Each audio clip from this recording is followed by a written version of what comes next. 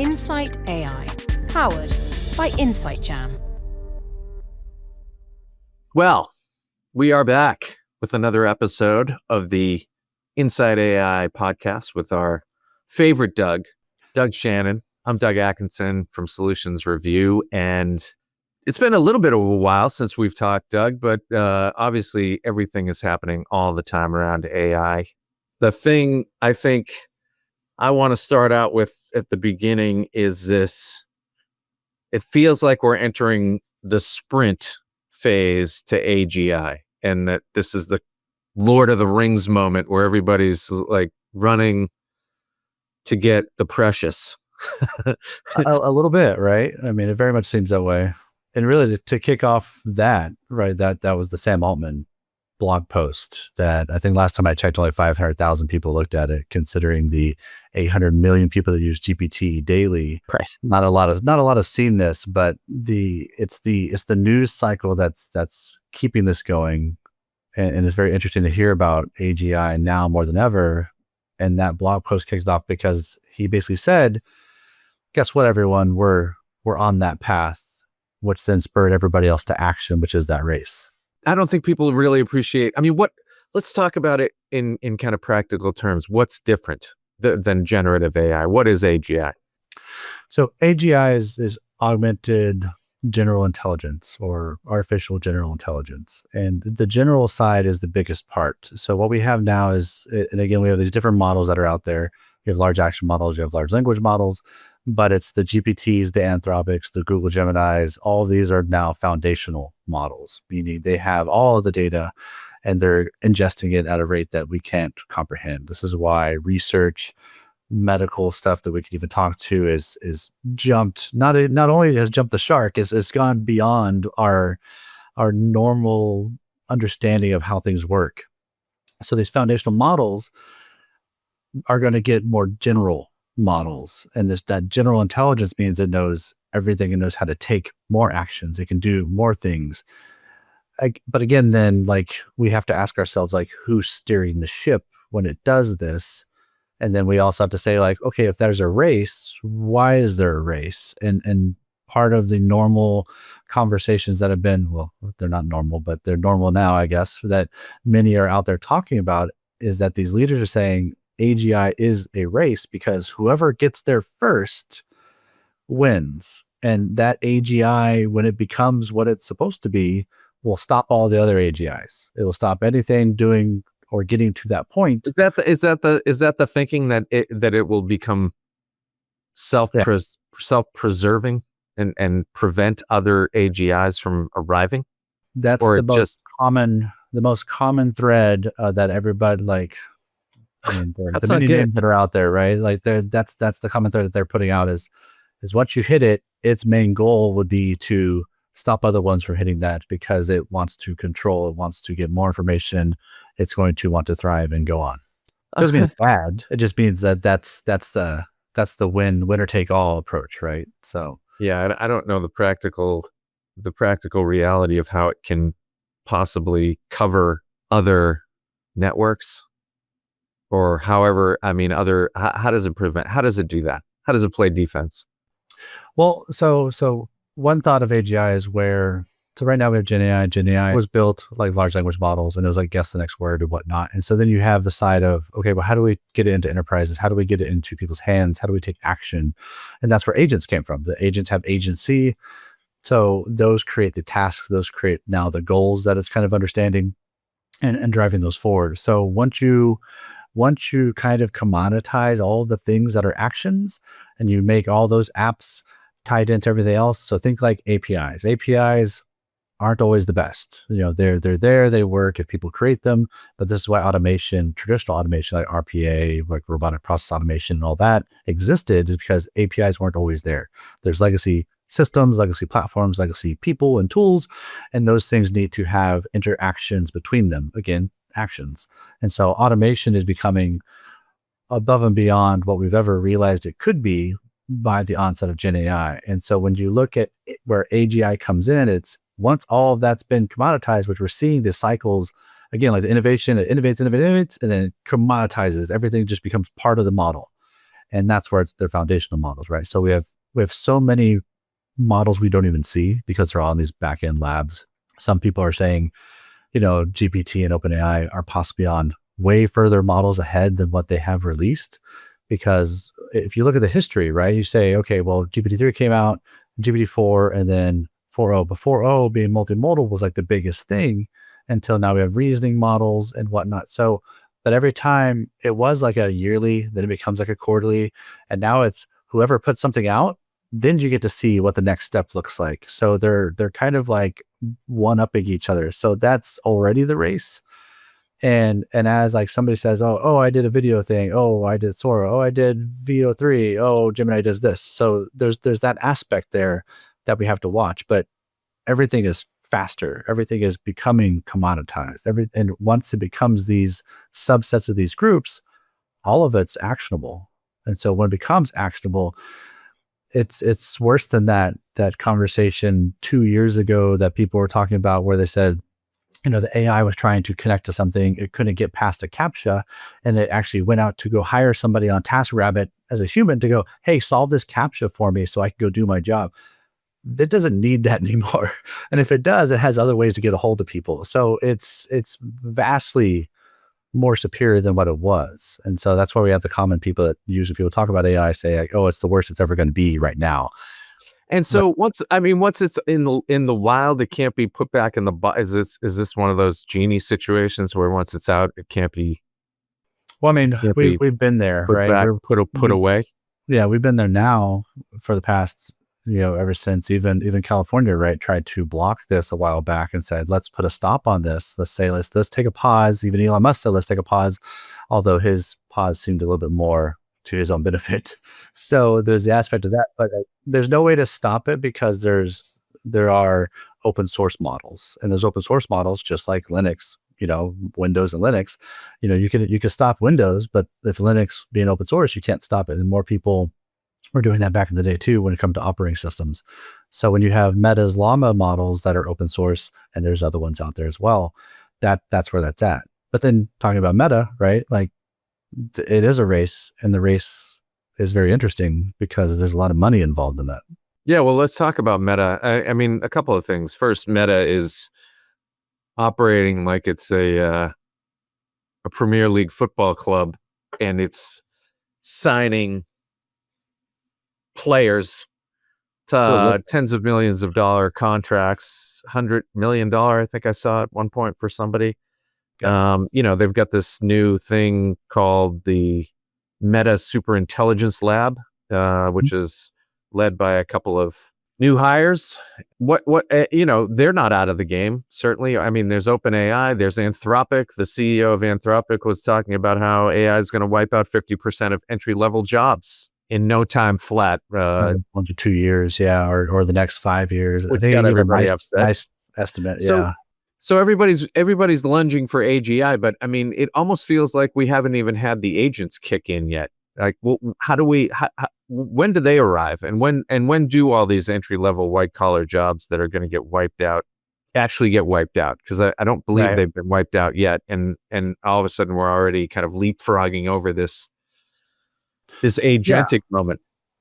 Yeah, I mean, we've talked in the past about that, but agents are here, but the hardest part is the business side. And so since the large language models, the foundational models are not focused on enterprise, like they talk around it, they do stuff around it, but they're not really building it. And the reason why is because every enterprise is slightly different, but really it's not a technological difference. It's more of a cultural difference and like systems and people and how they do that and how you drive or enable those people. So that's the aspect that we're seeing on the enterprise side, since I do enterprise side of this. So agents are there, yet it also, I mean, to the automation people that listen to this, like it almost seems like hyper automation. It's like, oh, you can do all these things. It's going to do amazing stuff. But at the end of the day, it doesn't hit all the right measures and all the right points because there's still bad data. And so when AGI comes about, if it does, then it should be able to take the nondescript data, the back office data that's always been bad at every company, and then even the good data that is the downstream, forward-facing, customer-facing data that is more normalized because you have CRM tools and you have different aspects there that are explaining what the data is and how you put your information out or your product out and how you get that information back in and get paid. So the systems are there, the stuff's there, but we don't have enough. Actually, right now, there's not enough people leading it because there's not enough AI people in the space that really understand it. And some that do out of the colleges may not have learned the right stuff. And then some of the ones that are already here doing automation aren't being integrated. So you have people that are AI first. And although an AI first mindset is not a bad idea, but you still have to then, once you start using AI, once you start building it into your systems and your companies and your tools, you need to look at the human first side and say, like, well, what do we do with our people? Because that's the answer that nobody's really answering. But we hear the 50% and these things. We see like the college numbers, and 4.8% of college hires still aren't getting jobs. It's the highest that's ever been in 45 years. Is this the And we tip of think the that's spear? and we think that's because of AI. Are we There thinking is, I because mean, of AI? it's inferenced, right? Like it's like maybe it's only just now that we're seeing this high number in 45 years. Has other things changed? 100%. But they're just going off the numbers, off of like one of the reports that I read.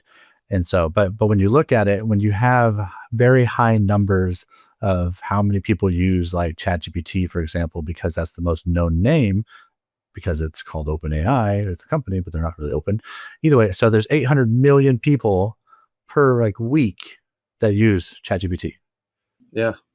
Except for I think my numbers here are like about 3 million of those people of the 800 million are actually paying for it. So there's that side of it, right? We're paying for it. And I will say we've used it aggressively, and we use it a lot for not just to create content, although we do use it to augment content creation.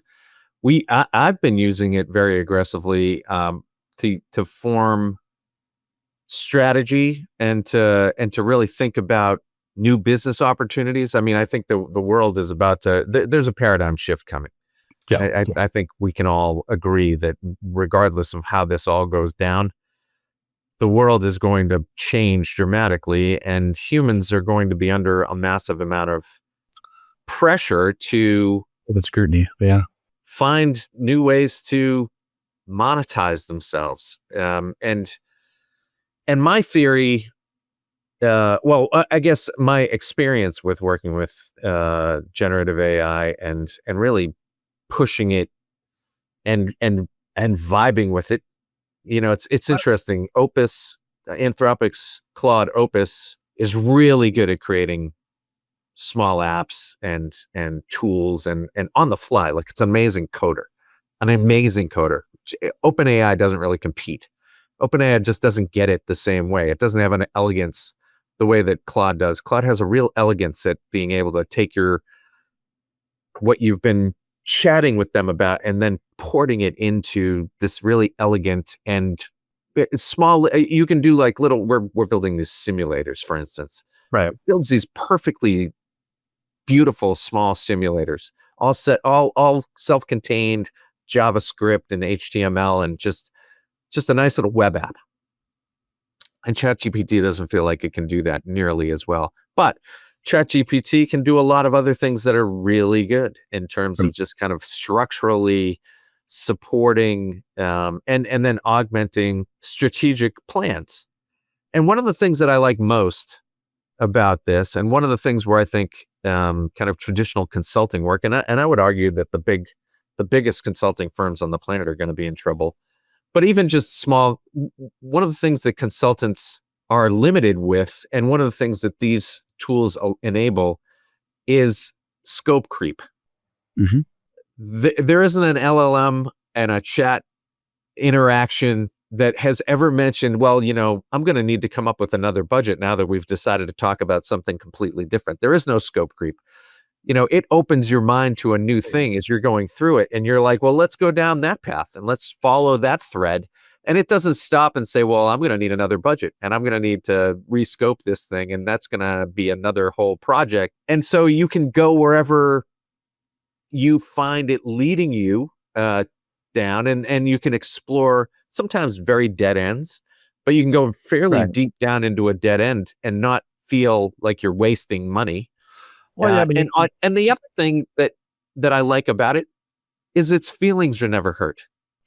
Like, yeah, you work with a consultant and they come in sometimes with what they believe is a strategy that has come out of them, out of their soul. It's this right. kind of Or almost a pride part of, and and what makes them special is this output that they've provided to you. And when you're unimpressed or unhappy or say, maybe we can go in a different direction, they're generally crestfallen. There's an emotional kind of like, and there's also kind of a hubris that says, well, you clearly don't see it. right. My genius that I brought to the table here, like I've given you a strategy that is a winner, and you're somehow asking me to go off in another direction. AI and generative AI doesn't have that. It just doesn't care. It's like, okay, you didn't like it. I'll try again. And so you can do things and push it in ways and not feel any human sentiment that, geez, I don't want to hurt their feelings. They've worked so hard on this. Well, I mean, It's there are a whole times when different experience. there are times when I've had to yell at mine before and be like, "Hold on, you're getting it all wrong." And usually about the fifth time you try something, it goes and grabs like the idea of like something like way far back and it tries, well, maybe you want this. And so it does keep on trying like a good puppy would, right? For example. But at the same time, you do have to prompt it for those questions because it will, you have to remember like the way Gen AI works is it is going to give you what it thinks it you want, right? But it's not going to always give you the alternative views unless you ask for those views. You say, well, what am I missing here? Or what's another view that maybe is not in my memory, not from what you know of me, but I might be missing something off my purview, or it might be flanking my side and I don't know. And it's like, hey, and it gives you a viewpoint. Or even like I think it was like a month ago or so, people just ask it, what do you think I do for a living? What do you, out of what you've learned of me, how do you view the office I work in or whatnot? And then it gives you that, and you're like, wow, you really think that? Like, that's pretty crazy. But it gives you that insight if you ask for it. And the problem is like, we aren't asking. No, I think there's definitely an art form to prompting, and there's a lot of best practices now that are emerging around how best to prompt in order to get the results that you're looking for. But my experience has not been in any way. I've been blown away, honestly, because it can, if you ask it to take on a persona, it takes that, it will pause and it will go become that persona through content it has ingested. Right. And so if you ask it to be the world's greatest lead generation marketer or the world's greatest business analyst or it will look for best practices before it just spews out a quick result. You can see it say, okay, I'm going to need to go grab some more things here into my result. Right. And filter that through. And when it does, you get some really and if you know where to go, and in fairness, anybody who's just a complete greenhorn rookie at thinking about strategy or business isn't necessarily going to have the kind of experiential perspective to be able to push it to grab, but it can grab anything you want it to grab. And it grabs it perfectly in terms of its retention. Right. And off what it knows. I mean, there's the other way to look at it is like with chain of thought, right? So chain of thought helps out with the prompt understandings. New people that are trying this, sometimes you may not know the right words. You may not know what exactly you want. And so what you may want to try also is, hey, ChatGPT, Opus, Gemini, how would I prompt this better? And it'll say, oh, you should be like, I need these things to do this better. Like I get kind of what you're looking for. And here's what you may want to add. Oh, that's a good point. I'll add that stuff. I didn't know. And so those kind of things like asking it what and giving it, it's almost like the old days of like DOS and like question mark, like, what is this? What other options do I have in this command string? Great. Here's what that looks like. So, or like listing out like what options do I have? It doesn't always have that, but in general, it'll give you like a good synopsis, like what do I need to be successful, and off of the question that you're asking. So, yeah, no, I've been more than a little bit impressed, and also more than a little bit shocked and concerned at what the future portends. So we'll come back and we'll talk a little bit about that after this break. Unlock better leads through Solutions Review events. Welcome to Data Demo Day. Expert Roundtable, Solution Spotlight featuring Monte Carlo, Cohesity, Denodo, Cloudflare, High Gear, Broadcom, Next Thing. Boost your brand with a webinar that shares comprehensive use cases, real-time product demos, and an interactive Q&A. All broadcast live to LinkedIn, YouTube, and Zoom from our Boston studio, or even on location. Fill your sales funnel with high-quality targeted leads. And contact us today by visiting solutionsreview.com/virtual events. All right, Doug. Concerns that I'm having, concerns that I think a lot of people are having right now is where data ends up. So I know, actually, in our team's instance, Copilot just arrived this week, embedded in Teams, and I think it's there to be a note taker for recording meetings and so forth, and there's genuine concern. I think everybody has concern about, okay, thank you very much for the offer, but now where does that data end up? And then you have, people who are using ChatGPT maybe in their own free account outside of work, but now they're being presented with more limited options. And I think, Copilot is one of those baked in ones that people may not want to necessarily be given as an only option. And so they would potentially use their ChatGPT account outside of kind of the normal, acceptable corporate engagement policies. And again, where does the data go? So what is the kind of concern here? What's the threat? Should we be recording our Teams calls with ChatGPT as a note taker, or not Chat as as Copilot and stuff? Yeah, I mean, there's a lot to unpack there, but so the first part to say is that between OpenAI and Microsoft Azure and even Google and Gemini and whatnot, as long as you're paying, and if you identify yourself as a business and you're paying for API access and all that, they all say that they don't take your data. They say that your data is safe with them. Microsoft Azure more on to so than like that of OpenAI. But even if you use Microsoft Azure and you have OpenAI as a connector on the back end of that, Microsoft's saying we're making sure we keep your data secure. So I want to say there are securities there. These are the same people who have no concern whatsoever for copyright infringement. Yeah, I mean, they're trampling over so many other kind of intellectual property rights, but no, don't worry about your data. Right, which then comes to the question of, and I've talked about this online through LinkedIn and whatnot, but the first party data, they can say, hey, we don't take your first party data. Great, you don't take Doug Shannon, you take this guy who's in this age group who lives at this zip code. You could take that because that's not first proprietary data. That tells kind of the general area or subject, like I'm a male or whatever, So then you have that they can probably take, and that's not really. It's kind of gray area again. We're dealing with innovation of technology that is even.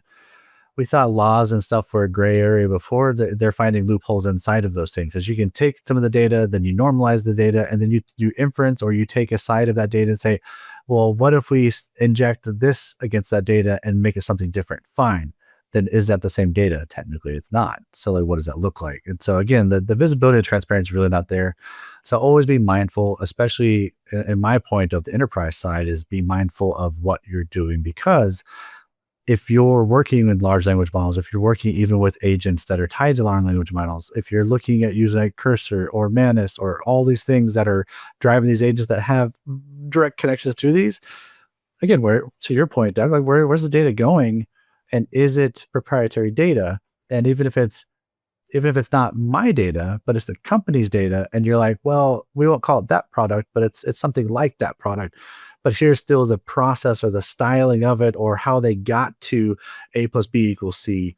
That's still proprietary data in some regards, because that's how you do business. And that is intellectual property at that point. And we don't know what's being done with it. We can say, hey, and the companies can say, we're saving it, we're not doing it, we're not giving it out. Do we know? And it's hard to tell, because we have data theft as well. Like when you were talking about when you have people that although they may have systems that are enabling them at work to actually input this data, ask GPT or ask Copilot these questions, well, where does that data go? Because maybe the people don't feel comfortable with it still, and they don't go, well, I don't know what I want to put in there, so I'm just going to do it on my phone on the side because I feel more comfortable doing that because I know at least I control that in some way, shape, or form, even though they don't do that either. So there's risk. There's risk everywhere at this point, and nobody's really. There's some people are seeing it, but the real risk is the fact that nobody's understanding how much risk is being put out there. Well, and I think we all want it to help us. It's a huge help. I mean, the idea of note taking in Teams is a great offer, and I like it. I like the idea of it, but I also know sometimes what we talk about in Teams isn't necessarily for other consumption. Right. I have a question for people though. So we've all taken notes in meetings. We've all done this. We've all had to write action items. We've had to write like reviews, like next steps of what's the next meeting about, or did we answer the question? And when we have note takers, which all of us have note takers now, it seems, and it goes into these meetings and you get those notes back when you didn't take the notes, the AI took the notes. Think about, are you still getting the same value out of those notes? Do you value them more because you have them? Do you actually even review them, or do you value them less because you never wrote it? So, and I'm seeing. There is certainly a school of thought that says that the note-taking process is what sears it in your brain. So if somebody else is taking the notes, do you mind not even use it? I you see. Probably, truth be told, we probably won't use most of it. But there is always that time where it's like, we were just talking about something. I can't remember what that was exactly. And I can go back and revisit it rather than watching it recording of the whole thing. But I think I'm seeing a pattern. I don't know if everybody's seeing this pattern, but I see a pattern of more meetings happening more often. And it seems that either people aren't reading the memos, they're not reading the action items, and they're kind of like doing the same stuff over and over again, expecting different results. There's risk there because they're not taking the notes. And if they themselves, the human, and I've done this too, I'm like, I've taken notes. I'm like, oh, that'd be great. I'll go back to it. I haven't gone back to it sometimes. And I know if I'm doing it, other people are doing it. And I've seen business analysts, I've seen project managers, I've seen people just not utilize it because we as humans value it less because we didn't put the effort in. And that is telling of a potential future of what we have coming. And that's what I want everybody to kind of think about. Yeah, so let's talk about what's coming a little bit more because I saw some great quote that this idea of agentic AI is akin to us as a human species and business people. We've discovered a brand new continent that we didn't know existed before with 1 billion people, for all intents and purposes, analogs, or whatever, representative people, agents, and they're all willing to work for free. And for tokens, but yeah. Well, you know what I mean. I mean, it isn't much. And what do we do with that? How do we, I mean, it sounds great until you realize that there's just going to be way more of them than that there's certain people that just aren't going to be able to compete with that. That they're not going to be able to present an economic value in a capitalist society to the point where they will not be able to earn a living. I mean, what happens here? Like, that's I don't think that's an unreasonable thought, and I don't think that's very far away. It's not. And going back to like some of the AGI talks and what OpenAI and Sam Altman said in his blog, and the way that they're looking at this at a high level is that say it is that continent, right? And we have all these agents we could work with. There's a ton of them. And what we're going to end up paying for is not just like services like ChatGPT or Gemini are utilizing this and just paying from the token side. We're actually going to be paying for intelligence, high different levels of intelligence. So there are going to be medical labs paying for that type of intelligence and that kind of structure and fine tuning and those aspects of these models that do these great things, but it's going to have a different cost, and that intelligence is going to be able to do more. And as it drives down that intelligence road, it's learning more and more and more. Same thing with like self-driving cars now being fully available in Austin, Texas. Great. That's very interesting. How did they get there? Well, they videotaped all the different stuff and the road signs and everything else and the nuance of that. Well, did it get smarter then? Or did the parameters get bigger? And that's kind of the same thing with AGI is like, are we learning and are we growing? And if we are we going to come to a point? Is this the silent aspect of where AGI comes about? And it's not going to be a giant bang of like, oh, look, AGI arrived, ta-da.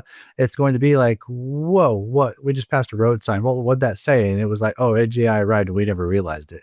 And so this same aspect, like that continent of agents arrived, we either using it or we're not. But if we're not using it, we're not even on the road. And so that's where it goes back to, you hear all these people talking about businesses need to get on the bus or not.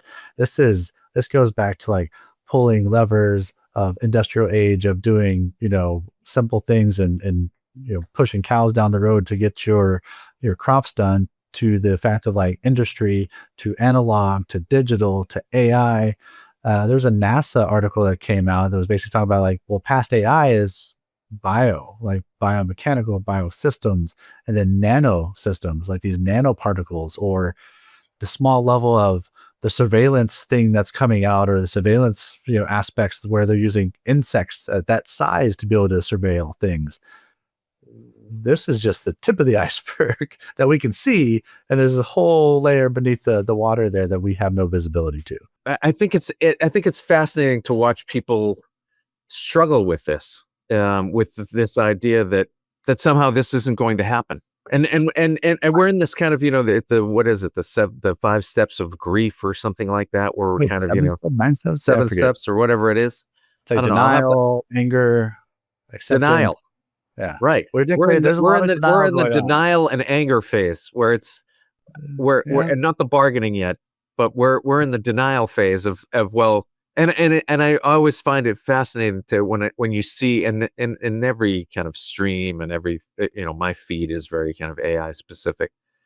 There's always people who are saying, this thing sucks, and it got this wrong, and it doesn't even know what it's talking about here, and it's not ready for prime time, as if that's where it's going to end. That just being kind of poo-pooing it and pointing out every little stumble that it makes is somehow going to stop it from getting better and better and better, and that it can be pretended away. Well, I mean, that's what we saw a couple weeks back with Apple, right? They came out with that report saying it all sucks, essentially, which was like, okay, Apple, I appreciate the sentiment, but a lot of people are giving them a lot of grief, and even their stock has gone down a little bit because they're like, hey, where are you at in the AI race? If everybody's moving to AGI, what does that look like for Apple? I still think that Apple's going to do some interesting things that are going to show people a different side of AI and Gen AI. I think they're going to come back and they're going to do a very human version of that, because if they stick to the Steve Jobs way of things, it's, do it with intelligent design, do it with people in mind, not give them these different tools and whatnot, like give them the platform to really drive innovation and be creative, but feel secure about that. So a way to do that, maybe without taking your intelligence and giving it back to these models, maybe there's a way to do that where you don't, create intellectual surrender and just give it all away. And that doesn't mean all the businesses are going to do this, but for the human side, for the people side, I think that's a really big win that they should really look at it. They're pretty sure they're already looking at this because of what they've already built with their memory and what they can do with their chips. They're struggling. Apple is absolutely struggling, which is fascinating to watch them absolutely not be able to figure this out at all. And to the point where, the news today or a couple days ago anyway, is that they're considering just trashing everything they've done and bringing Anthropic and OpenAI to power Siri. Yeah. It boggles the mind that they, somewhere in that ring, yeah, there isn't somebody figuring this out. They just going around in circles and just kind of walking the halls. Yeah, I mean, there's something to say about enterprises, right? And enterprises, they get big and they get really hard to move, and that ring is a giant ship, and it doesn't move. It tries to move in every direction all at once, and maybe that's part of the problem. But there's definitely some wins that they could move on. I don't know why they haven't. I think that is as good a example of things that people will latch onto and say, see, it's not ready. It's not ready yet. And so there's really, nothing to worry about just yet. But honestly, for me, I believe people, at least people in the knowledge worker space, consultants and analysts and expert types that are paid for their opinion, they need to start building a new model or start thinking about a pivot or some sort of other way to deliver value, because being a deliverer of knowledge perspective like an analyst or knowledge strategy like a consultant is just, I just don't see that as scalable, not the way I've seen the value you can extract. I mean, there's something that like Elon Musk and those guys said back in the day is that, we need more jacks of all trades versus just people that are really good at one thing, because the ones that are really good at one thing, I mean, you can just search and get that. It's the jacks of all trades that come in with the different backgrounds, the different business acumen and understandings, that they can say like, there was a pattern over here in electrical engineering, that same pattern actually works over here with like planetary studies. And when you build those together, like, wow, there's a whole new realm of different things to look at. And, and even with my background, like Department of Defense to like, large companies and corporations, like there's so many different ways to really look at how things work and how to really bring that in. And that's where, I provide insight. But again, like you could search a lot of this and you give like GPT, like you said, like those metrics, like, hey, act like this, be this leader, pretend I'm going to pay you $1 million or $100 million a year to be an AI expert. And then like, boom, what do you get? Like there's interesting aspects there. Well, I'll tell you, clicking or typing in AI into the Google News stream is one of the great joys of my day, to just see what pours out in terms of what people are fretting about. I mean, it is all over the place in terms of, whose AI is better than whose, what country is going to win the race, how, an AI platform is being created to surveil everything and it's and then where do you invest and what happens, how do you make money, and it's a fascinating time. I really am curious about some of the other things that you're seeing. I mean, what are the other elements that you're seeing with regard to kind of just the fallout right now from all of this hyper? I think the biggest thing is that, even in, like we were talking about the 5 steps of like denial, anger, bargaining, depression, acceptance. Right. We're seeing all of that all at once, right? We haven't seen too much of the anger side. I don't want to see that. I'm hoping, because I've seen the denial. I've talked to many people. They're like, I'm never using AI. I don't need to. And I'm like, oh, why? Please use it. Because you're going to need to, because like that's the future where things are moving. No matter how we look at it, again, just like your Google search, you're not going to avoid it. It's going to be there. It's either going to use algorithms and everything that you do to tell you what you need to do, or it's going to capture your metadata or capture your data in general and tell you what you need to buy, because it's going to know you better than you at some point. And then there's the bargaining side of like, well, how do I work with this thing? And I think that's where we have to help people, is when they get lost in this, where do they start? And I really do think that people, I think everybody at this point, to prove that they're human, besides the fact of like what Sam Altman's other company is doing, is like scanning everybody's irises and all that to prove you're human, which I don't know if that's a good idea, but hey, it'd be interesting, is the fact that like we need to be our advocate for ourselves. And the only way to advocate for yourself right now is to be on either social media or something to show, this is what I believe, this is my normal things I talk about, these are things like, this is who I am, this is who I am professionally, this is who I am personally. Those will help you to be you, right? Instead of somebody else pretending they're you, there's those aspects of it. And so that will help you get from that depression or that bargaining more to like an acceptance kind of way. Now, something I'm seeing in the news is that like Denmark had a really cool thing. So the country of Denmark came out with a law and said, hey, look, we're going to draw this digital line in the sand, and we're going to say, look, your voice is not open source. Your face isn't public domain, and overall your behavior isn't a training set. So like those are big things and very human first kind of modalities and mindsets that I think the rest of the world needs to get on board with. And so that's something that, again, like we need to make our voices heard. We need to say, do we agree? Do we not agree? And what does that look like? So I think we're slowly but steady. The human aspect, the human dilemma of what makes us human in general is going to come out, and we're going to say, well, how do we want to interact with this new technology, this new innovation, and what does that mean to us? Yeah, see, my interpretation is of the five. I think the 5 stages of grief is a perfect overlay to where we're going to be with AI, because the denial, at least in the subtext that I'm seeing, is struggling to believe, right? You're struggling to believe that this thing is going to have any impact on you. You know, that would be me. And then the anger part is realizing that it does have, And you're behind. and you're pissed that you might be replaced by it.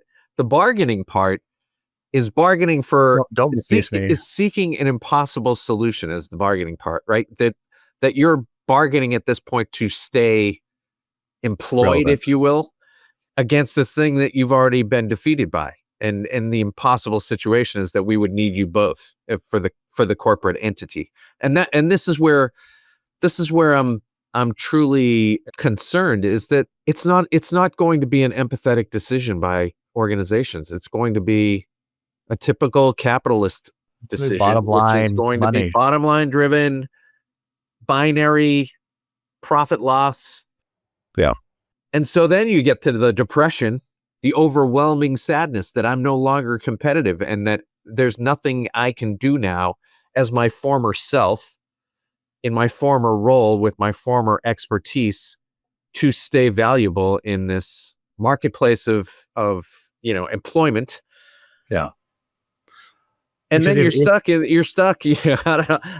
The end game is acceptance, where you find peace. But what is the peace? I think you're going to have to pivot. I think people are going to have to pivot.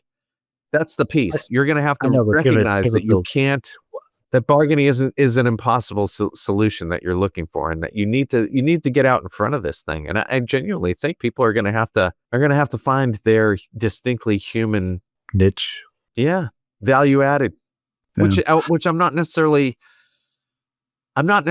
sure it isn't in their area of expertise, but it's not the way they're delivering their expertise currently. Well, and maybe they find that by using, AI to talk to it and say, like, hey, these are the things that matter to me. These are things these are my standpoints. These are my ideal, my understandings. Help AI, help me figure out what I'm supposed to do next. What I'm going to do next. Yeah. It's an option, right? Now, what I do think from what you were talking about is, like, again, like the five levels of that, and the anger side, the worry there is when people do get replaced, and companies are going to do what we know they're going to do because the leaders are going to do what they've always done. And that's not maybe the best thing, but hey, we understand that that's an fallout of that. The anger side there, though, is if companies are going to cut people's jobs and cut employment and say, we need less people, and yet then they pad their own salaries, or they pad their stakeholder salaries, or they pad their board salaries, you're going to have a lot of pissed off people. Because if they're saying they're trying to save money, and that money goes right back in the pockets of the people that cut the jobs, that may not be a good look on most companies. And so I'd be wary of that. I still think that people shouldn't fire anybody per se. You're going to have to in some way, shape, or form or another. But I still think that it's take a non-hire approach, utilize your people, take care of them, enable them, empower them, embolden them. That's the way I see this going forward. But I understand that companies and leaders think differently. But again, if you're going to pad your own pockets, you might want to hire some more security. Well, let's take a break, and we'll wrap this up with maybe thinking out about the future and how people might be able to think about this. Want more Insight Jam? Subscribe to our YouTube channel for shorts, panels, podcasts, and more.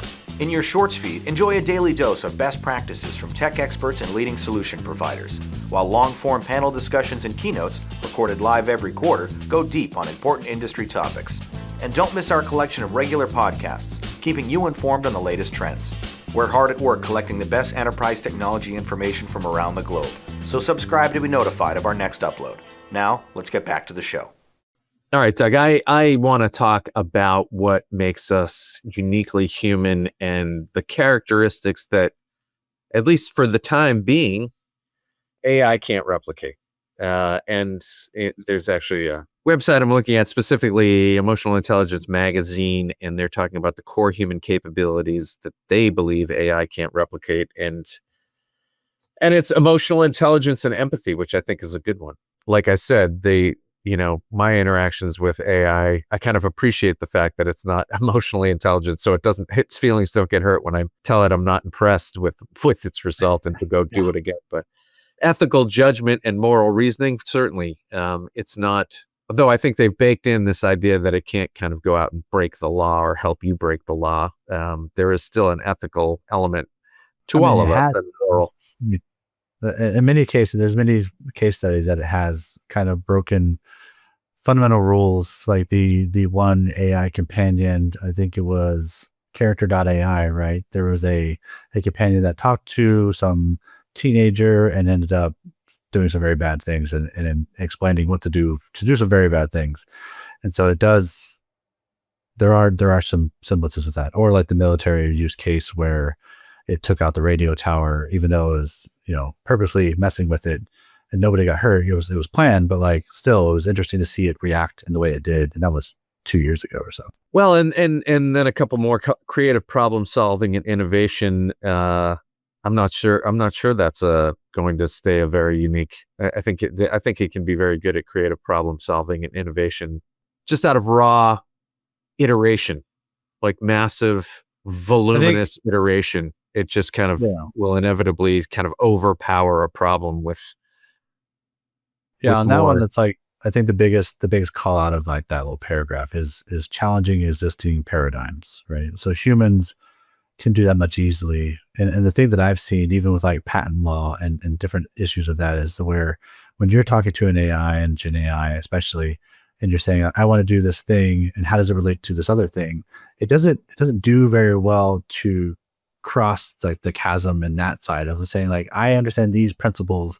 How does it fit exactly with this other one? And if you jump outside of that, because you can get to the hallucinate, you can force it to hallucinate, and sometimes you get some of that, but then you have to go verify and check it and make sure it's not just crazy. I mean, will we always consider that hallucination, or is that going to be just creative thinking when it starts to create ideas that haven't existed before? And if it's a human doing it, it's creative thinking. If it's an AI doing it, it's hallucination. Well, but that's giving it a negative human connotation, like you're hallucinating, so you're clearly getting it wrong, when in fact it's doing what we do, which is thinking about things that don't currently exist. And not all those ideas are necessarily good, but that's the way you kind of get to that breakthrough moment where you're and the other thing that AI I think brings to that party is the idea of, well, I'll test it so many times over that I'll know whether that hallucination or that creative thought bubble was any good at all, because I can simulate a test so fast in so many different iterations of that idea that I'll know whether it was good or not, and I'll be able to then contextualize that hallucination as a bad idea. Do you see what I'm saying? You can usually ask for well, where's the chain of custody of this? How did you come to that? Where did you grab that from? And usually it can go back and go, here, it's this, or it gives you a link that doesn't work. So you're like, wait a minute, hold on. Or it's straight. I mean, it'll straight up admit, I'm saying that, but I don't have that information. Right. I didn't realize you wanted the full, where did that come from? I'll go get you that now if you'd like, but I'm not, my homework isn't done there. Well, and then cultural intelligence and adaptability, understanding cultural nuances and adapting to changing environments. Fair enough. But I mean, are we any good at that? I mean, the I idea mean, that it's the a idea good, that humans are somehow great at that, I'm not sure.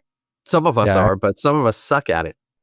I think that's a big one that we're going to learn a lot from AI in that when it holds up the mirror to us and says like, maybe you can say this differently. People already see this now in emails that they send out. They'll say, hey, how do I say this better in email? Because it takes that bias out. It takes that, I don't want to answer this thing because I'm angry. You don't realize you're angry, but you have to answer a thing that you've answered 100 times. But then you look at the way AI does, you're like, that's actually better. I should say that. Uh, because the fact that like we are biased creatures by nature, and this is why it has some biases in it too, because of human data, human nature, human bias. The other aspect there though is that I think the cultural intelligence though still talks to some of the potential futures we have coming up with the sovereign AI or the AI sovereignty, because we're still seeing where countries are saying, how do we build that for our country? How do we build that for our attitudes or our intelligence or our culture, the things that we consider these are great things versus like what do we weight higher, because weights are kind of invisible in a lot of these large language models, these foundational models.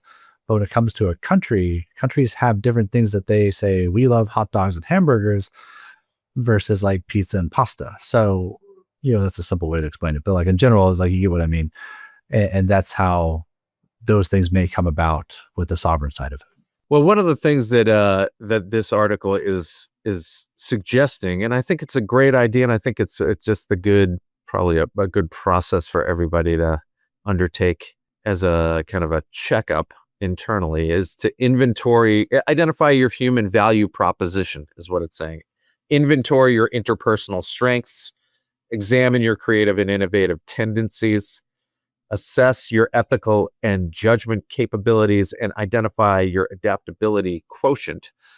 All I think probably much like, going to the doctor and having a blood test, all probably a pretty good idea in terms of getting honest about how you are going to compete and where you are going to differentiate yourself and how you're not going to end up in that position of bargaining when AI finally comes calling in your place of work.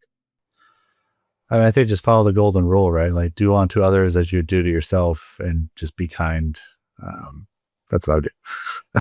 Well, I think there's going to be, if I were to guess, I would say there's going to be, because this is going to become so pervasive and so difficult to detect in a two-dimensional presentation layer like me and you talking. I mean, I'm not far away from being completely digitized. I've been on video for long enough now that I can be completely digitized. And as soon as I can properly, I'm probably gonna, just to see what it does. That'd be interesting. Maybe we try it one time. And at some point, if everything continues at the pace it's continuing in the not too distant future, it would be hard to tell, again, in a two-dimensional presentation like a web call, it will be hard to tell whether it's me or not. I can give you an indication that it's definitely the carbon-based Doug, but I think it's genuinely going to be hard to tell. And so the question will be, if you don't know you're talking in an environment with a digital version or a synthetic version or an artificial version of someone, that will eventually need places where we can be guaranteed that we're talking to humans, that there will be these, what I would consider to be called trust networks, where you're getting into a place that is vetted and that has been established for you, that you're going to talk to another human, and you're going to talk to another human who has a perspective that you can rely on. That might be an option, because with the social media side of this and people having to kind of get on board and actually show up and be present and be accountable and have authenticity, like that, there's value there. So I think lastly, some of the things I've written about and kind of like coming to the soft skills side of this is like, I always thought like the laws of attraction or the laws of concentration, like, always make sure if you're going into this and you're going to social media, like feed the wolf you want to be. Like if you want to be that, like do better, try harder. Laws of substitution, like, you can always change the channel, but you can't hold like too many thoughts at once. Like focus on really what you want to do. If you want to be better at a person, be, more niche, find that niche, go for it, but like focus on it. And then the laws of attraction, right? Like don't just be a signal. Like you could be a signal of what you're driving towards, but don't be like just noise or chaff in the middle of it all. Find what makes you good. Find those things, kind of like in that emotional intelligence magazine where it said, find that, the strategic navigator, find the meaning, identify those adaptability quotients. And, those are some big wins to help really find who you want to be. There will be challenges as well for managers presented with the ultimatum of implementing an AI system that is going to have a negative impact on humans in your workplace. That you're the one who has to install the unemployment machine that comes in and takes out, an entire department. Because that's your job, that you're an implementer of technology, and the technology that you're being asked to implement now happens to be better than the human employees and cheaper and more efficient and more reliable and all the other things. And it doesn't need emotional intelligence, and it doesn't need cultural awareness in order for it to do a great job. And I think those people are going to need a place where they can talk to other humans about who are facing the same problem. I think there's going to be a whole layer. There's going to be a whole layer of management who are going to be implementing job killers. Massive job killers over and over and over again. And I think that's going to have a downstream mental effect on them. Just the juxtaposition of that is like, it's just a matter of, even if it doesn't or it does, that is one way it's going to happen, right? So like we should prepare either way. What do you think about that? I mean, say you were the one who is being presented with we always talk about human in the loop and human on the loop and that, it's not about getting rid of people. It's about maybe not hiring as many people and creating more efficiencies and so forth. But in the end, some people are going to be faced with this idea of, what, Doug, you're going to have to go do this now. And we all know what's going to happen, but that's your job. I mean, how do you deal with that? How do you suggest dealing with that? Well, in an empathetic way, I guess. Yeah, my standpoint is always going to be like, look to not get rid of everybody, because there's other ways to do this. But if you have to, then you have to either find the new roles in the system, in the company, or a sister company, or what have you. Because I do think that businesses in the future are going to be more decentralized, because they're going to have to pivot faster, and those that don't pivot, those that don't move, are going to lose faster. So I think that there are ways to think about this to save face in some of these regards, and kind of like percentages it out. Yet, if I was someone to be cut from something or not have something to go to have a place to go to talk to other experts or individuals or people that are, generally going through the same motions, the job market in general and how people apply for jobs is antiquated and old and doesn't make any sense. Half the time you get an email back saying like, we didn't choose you. Why? I don't know. I didn't choose that Pokemon today. I chose this other one. Great. Throw me in the battle, coach. Like, what are we doing here? So being able to meet with like-minded people and say like, hey, I have a thing. How do I get better? And maybe it's just like, you have to change your viewpoint, or maybe somebody else's viewpoint may help you understand their nuance. And like, there could be wins there, coaching, mentoring, driving the example. Or you say, I'm just tired of construction. I want to go into building management. Great. Why? And what does that look like? And do I need a degree in electrical engineering? And so I don't have a way to ask that. I can ask Gen AI, but like, I would like to talk to a human that's done it and go like, hey, what do you think? And I think there's massive value to that. And I think businesses could win out of that too, because a business that's looking for people, I think there's going to be businesses that say, hey, we're not doing what the big companies are doing. We want the people that you got rid of. You know why? They already know how to do this. We don't have to go get them from the street and figure it out from scratch. They know it. Let's go. I think that's the win. I think the companies would win in that aspect, because they already have known good users, people that are highly enabled, yet may not have a direction or know where to go exactly. So, well, I think it's going to be fascinating. I'm going to wrap it up there, but I see this And again, I watch, I look at a lot of news feeds, and I see this as not being a kind of a line in the sand or a black and white. I see it as being a slow erosion. I think it's going to come in these waves of erosion of the sand, where it's 5,000 people here and 9,000 people there, and then pretty much you'll wake up 5 years from now and realize that there are millions of people no longer qualified to do the jobs they went to school for and have done for decades, and they won't. It will. I think we're going to be staring into a very unsettled time, and people are going to need to know what they can pivot to. Yeah. All right. Well, always a pleasure catching up, Doug. We will certainly want to keep talking about this more and more, but we'll also get back on pace here and have another. We'll call sometime soon. We'll have another call soon. All right, great. Well, thanks. Powered by InsightJam.